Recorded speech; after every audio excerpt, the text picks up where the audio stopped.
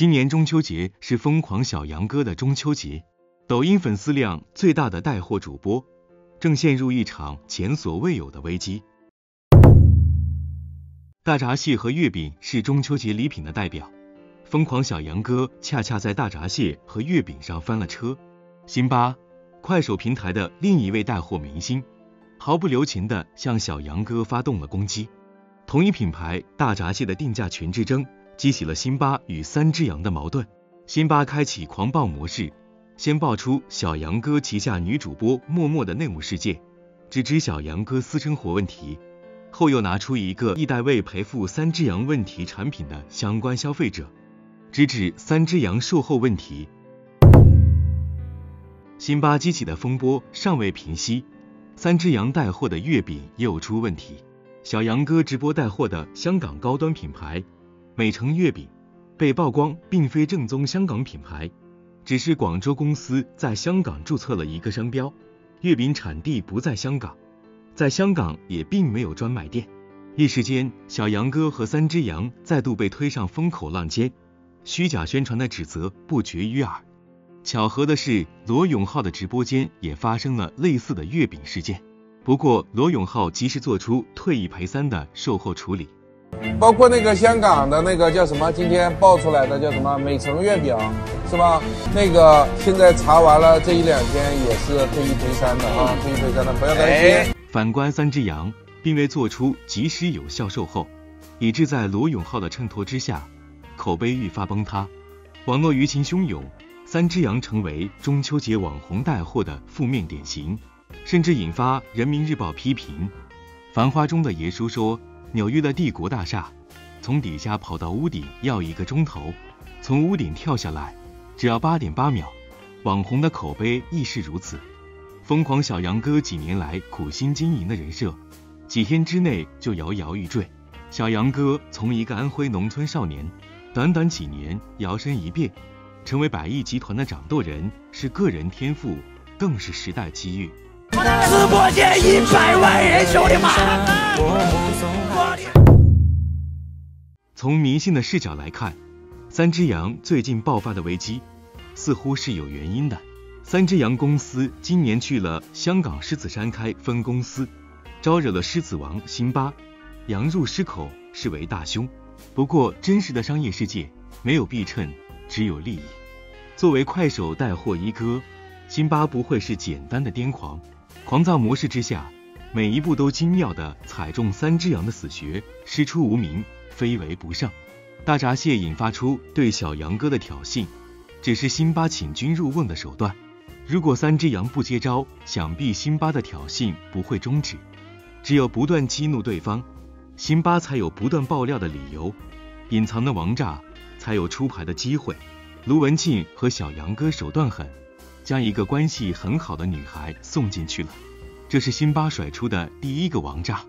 之后全网疯狂寻找这位叫默默的女孩，三只羊却始终没有正面回应。一时间围绕默默、小杨哥、卢文静的传闻众说纷纭，扑朔迷离。越是回避，越是拖延，小杨哥的质疑越是增加。作为三只羊的核心 IP， 小杨哥是绝对的根基，一旦 IP 陷入污名化，三只羊就受到了实质性的影响。第一个王炸，辛巴炸的就是小杨哥的人设 IP。第二个王炸，辛巴直接炸了小杨哥的带货 IP。9月4日晚，辛巴对三只羊发出最后通牒，请你在1周之内对吹风机、茅台、梅菜扣肉正式发公函，有个面对消费者的态度，把你的300个售后客服放在消费者身上，请1周之内给出答复。吹风机、茅台和梅菜扣肉都是小杨哥此前带货翻车的产品，辛巴就是重提，直指要害。一方面指责小杨哥在翻车产品上对于兄弟们的赔付不到位，另一方面指出三只羊截至目前还没有受到任何相关部门的处罚。更狠的是，辛巴称三只羊如果没有赔付，辛巴将自己拿出1个亿对三只羊的消费者代为赔付。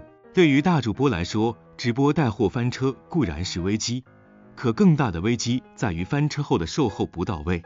辛巴曾经也在带货燕窝时翻车，可最终他做出了退一赔三的售后方案，破财免灾。曾经的翻车事件成为如今辛巴撕逼三只羊的资本。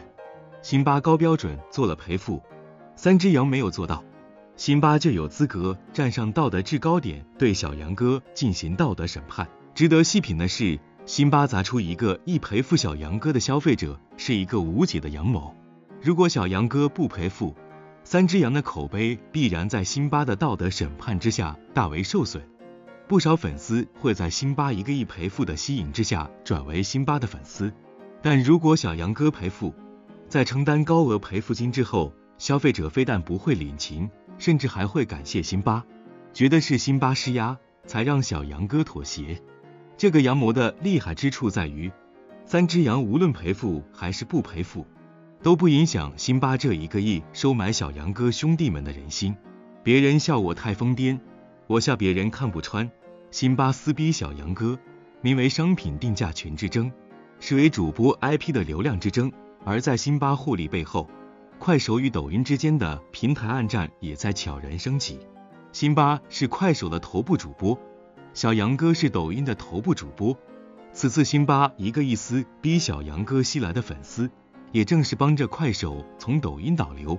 对于此举，快手平台必然大力扶持，辛巴在快手必然也是大赚了一波流量。至于抖音反过来会不会保护小杨哥，答案必然是否定的。快手的主播生态是头部化集权，而抖音的主播生态是去头部化。小杨哥没了，很快就会有其他人顶上，空出来的位置反而成为抖音造神的新一波机会。毕竟只有让大家相信，只要努力，人人都有机会成为下一个小杨哥，抖音的创作生态就能生生不息。你的错误就是别人的机会。商业是一场没有硝烟的战争，胜利往往属于那些能够避免致命错误的人。这一次小杨哥栽在了辛巴手上，说到底不是因为辛巴的计谋有多高明，只是小杨哥在为曾经犯的错买单。在直播带货的风云中，小杨哥和木木的故事犹如一场意外的风暴。辛巴的爆料中提到，三只羊有一名女主播和高层发生关系，高层老婆得知后，女主播就消失，可能已经去坐牢了。外界猜测女主正是木木。传言更爆料指出，木木已经怀孕，小杨哥夫妻不愿意给分手费，竟然设局把木木送去坐牢，才会就此消失。之后木木失踪，账号1年未更新，种种迹象都能对得上。根据网友爆料，默默因敲诈勒索罪被判了13年，这对于一个花季少女，最好的年华都没了。这一切的导火索源于一段流出的直播视频，画面中小杨哥与木木四目相对，那一瞬间的眼神交流被细心的网友捕捉到，迅速引发了大家的广泛关注。尽管这只是日常直播中的自然互动，但在网络的放大镜下，这一幕却被曲解为某种暧昧的信号，舆论的火焰迅速蔓延。但真正让这场风波升级的是小杨嫂那杀气腾腾的眼神。小杨嫂站在一旁，目光如炬地盯着两人，那眼神要是能杀人的话，怕是默默早就被千刀万剐了。小杨哥察觉到老婆的目光，立马尴尬地移开视线，装作若无其事的样子。这一幕被网友戏称为修罗场现场直播，网友们纷纷站队，有人同情小杨嫂，可怜天下有情人，10年糟糠不如一个默默。也有人为默默打抱不平，人家长得漂亮又怎么了？小杨哥又没出轨，眼神交流也犯法。这场闹剧还没完，有网友挖出了小杨哥曾经叫默默媳妇的视频。媳妇，你是用这个变成了白的吗？哦，对。我看多白，白的发红啊！虽然只是一声口误，但足以让事态进一步升级。小杨嫂当场就变了脸色，质问小杨哥：“你叫谁媳妇呢？”场面一度十分尴尬。有人说小杨嫂小题大做，大老爷们儿开个玩笑而已。可站在女人的角度，谁又愿意看到自己的老公对着别的女人眉来眼去？更何况小杨嫂可是陪小杨哥从穷小子一路走到今天的功臣。话说回来，默默这姑娘也不简单，来自江西农村的他，16岁就辍学开始直播，因其出众的外观和出色的带货表现而崭露头角。有人说默默是想傍上小杨哥这棵大树，飞上枝头变凤凰，可人家姑娘也是靠自己的本事走到今天的，凭什么说人家就是想傍大款？小杨嫂跟了小杨哥10年，陪他从穷小子变成直播界的大佬。如今小杨哥事业有成，却在镜头前对着年轻漂亮的女孩子放电，换谁能不生气？这场闹剧让人不禁感叹，成名容易守民难。小杨哥能从一个穷小子变成今天的直播大佬，固然有他的本事，但别忘了，在他身后还有一个默默付出的小杨嫂。如今事业有成的小杨哥是不是忘了初心？从辛巴炮轰开始，三只羊一系列的反应速度与应对措施完全不符合一个100亿级别公司的危机公关水准。尤其是当小杨哥泪洒直播间，无数网友情绪已经被渲染至感动之际，随后的321赏链接却又让大家哭笑不得。擅长反向带货的小杨哥，难道这是在反向公关？中秋节之所以成为中秋节，是因为实实在在踩中了死穴。无论是陌陌事件还是售后赔付，三只羊始终没有做出正面回复，以至于谣言四起，舆情发酵，不断推动品牌负面升级。不是不想正面回复，而是无法正面回复。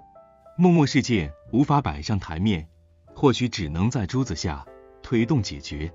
而售后赔付前有辛巴，后有罗永浩，高调退一赔三，简直把三只羊架在了火上烤。退一赔三是同行们最大的阳谋，毕竟积重难返，三只羊不敢打开潘多拉的魔盒。一旦有一个问题产品退一赔三，那此前所有出过问题的产品要不要退一赔三？这笔巨大的赔偿金是三只羊集团不敢承受之重。目前来看，尽管舆论汹涌，可无论是陌陌事件还是售后赔付，都还不足以彻底压垮三只羊。但三只羊已经错过了最好的公关时机，水越搅越浑，当下三只羊任何的回复不仅于事无补，反而会激发新一轮的舆论话题，只会延长此次危机的持续时间。从直播带货的行业态势来看，三只羊的中秋节是意料之外，情理之中。中秋时节直播带货的全网货盘会集中到月饼、大闸蟹这种节日产品之上。作为头部带货主播，如果卖名牌产品，难免围绕最低价，引发擦枪走火，辛巴与小杨哥的矛盾由此而生。但如果卖非名牌，就容易陷入山寨高仿的品牌陷阱。三只羊的美城月饼就是典型案例。此外，中秋节是一个非常特殊的节日，不仅是中国传统大节，更被视作双11商战的开始。木秀于林，风必摧之。三只羊在如此敏感的时间节点连续犯错，一旦有一个人点火，必然一群人过了山峰。内卷时代下的生存法则，不是比拼谁做得更好，而是看谁能够最少犯错。中秋节之后，三只羊或未伤根基，但也伤了元气。可以预见的是，不久之后的双11，三只羊或难有大作为。感谢收看今天的新闻动态，我们下期再见。